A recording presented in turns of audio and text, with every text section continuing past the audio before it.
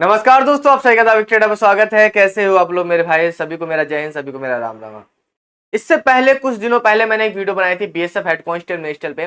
जब इसका final result आया था मैंने बताया था कि वो बच्चे निराश ना हो जिनका सिलेक्शन बस थोड़ा सा नीचे रह गए, वो थोड़ी सी कमी रह गई। उनको भी मैं एक चीज बताऊंगा, एक ट्रिक बताऊंगा, एक बातें बताऊंगा, आप सभी को एक नॉलेज दूंगा जिसके आधार पर आप सिलेक्शन ले सकते हो। आज वीडियो में वो सारी चीजें मैं रिवील करने वाला, बताने वाला। सबको वीडियो अच्छी लगी वीडियो को लाइक करना और चैनल को आप सब्सक्राइब कर ही चुके हो, नहीं किया तो अभी भी कर देना, ठीक है। चलते वीडियो को स्टार्ट करते हैं। जैसे कि मैं बात करूं आप सभी से सिलेक्शन की, कि आप सिलेक्शन कैसे ले सकते हो अगर आपका मेरिट लिस्ट में नाम नहीं है, क्योंकि केवल 360 बच्चों का ही सिलेक्शन हुआ है, मेरिट लिस्ट में नाम आया है, लिस्ट में नाम आया है, ठीक है।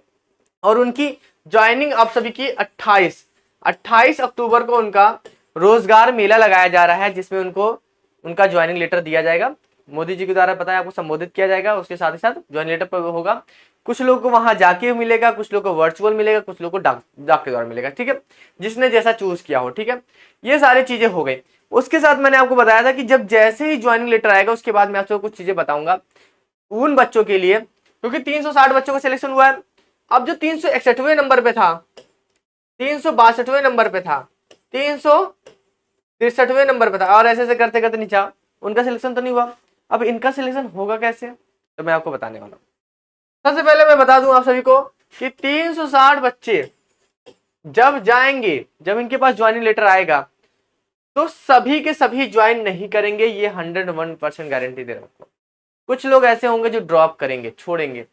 मैं अंदाजा लेके सकता हूं कि 350 बच्चे जो हैं वो ज्वाइन करेंगे और 10 बच्चे हैं जो ज्वाइन नहीं करेंगे, ठीक है, ज्वाइन नहीं करेंगे।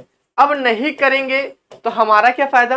नहीं करे नहीं करे कोई दिक्कत नहीं है, और हमारा फायदा यहीं पर है, क्योंकि बीएसएफ कोई भी वेटिंग लिस्ट नहीं निकालती, बीएसएफ कोई वेटिंग लिस्ट नहीं निकालती है। तो वेटिंग लिस्ट निकालती नहीं तो ये 10 पोस्ट भरेगी कैसे जो खाली रह गई है? ये भी तो कहीं ना वैकेंसी का हिस्सा थी। 350 बच्चों ने ज्वाइनिंग दे दी, 10 बच्चों ने ज्वाइनिंग नहीं दी, तो ये वैकेंसी भरेगी कैसे? भरने के लिए आपको क्या करना पड़ेगा? ये सब तो कोई वेटिंग लिस्ट नहीं निकालेगी।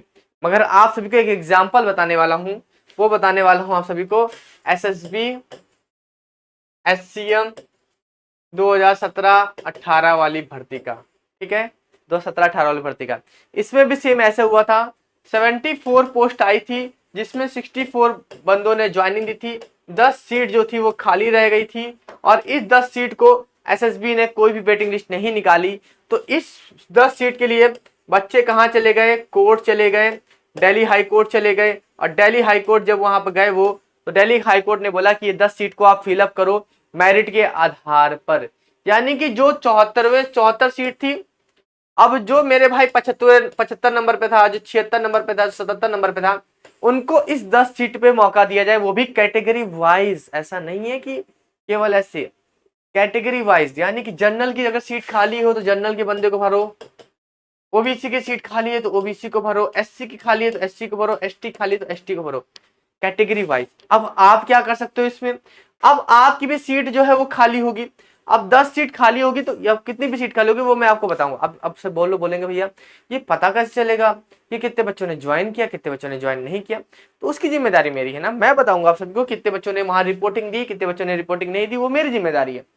मैं आपको बताऊंगा कि 340 बच्चे आए, 320, क्योंकि देखो इन बच्चों का कई जगह सिलेक्शन हो रखा है, कई जगह सीपीओ में कई बच्चों का निकल रखा है, ठीक है, एमटीएस में निकल रखा है, और कई बच्चे जो पहले से ही जॉब कर रहे हैं, ठीक है, उन्होंने भी डाल रखा है।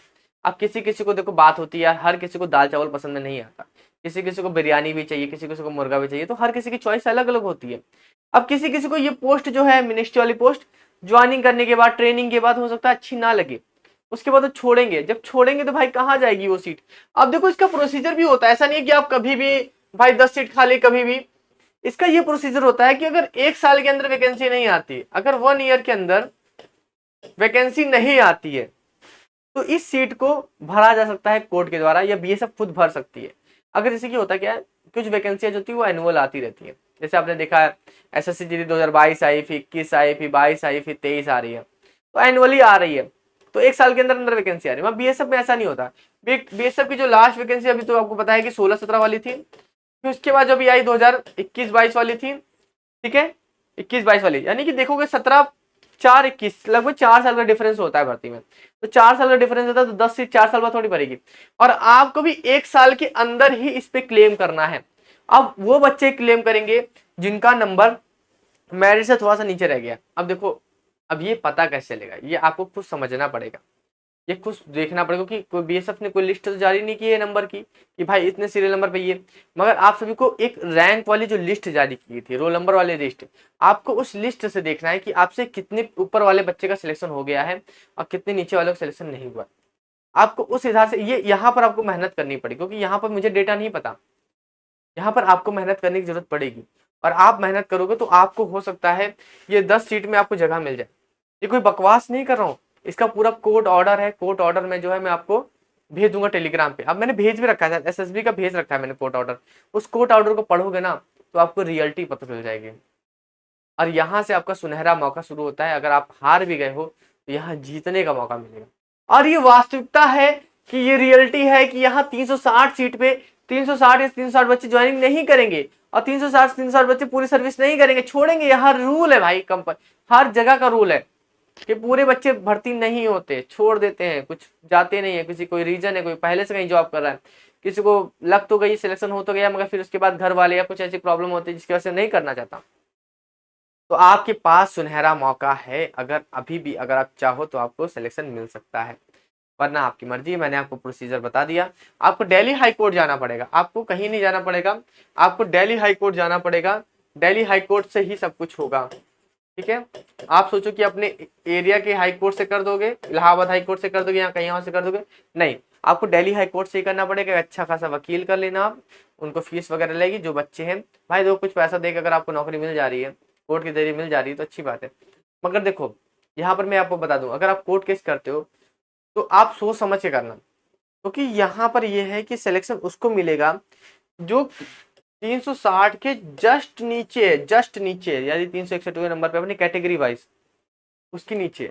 आपको अगर कंफर्म है कि आप जस्ट नीचे हो तो आप कोर्ट केस करना, वरना होगा क्या कि फायदा उस बच्चे को मिल जाएगा जो कोर्ट केस नहीं किया होगा। क्योंकि जब मेरिट लिस्ट निकालेंगे, दोबारा से डाउन करेंगे, दोबारा जॉइन लेटर भेजेंगे, तो किसको भेजेंगे?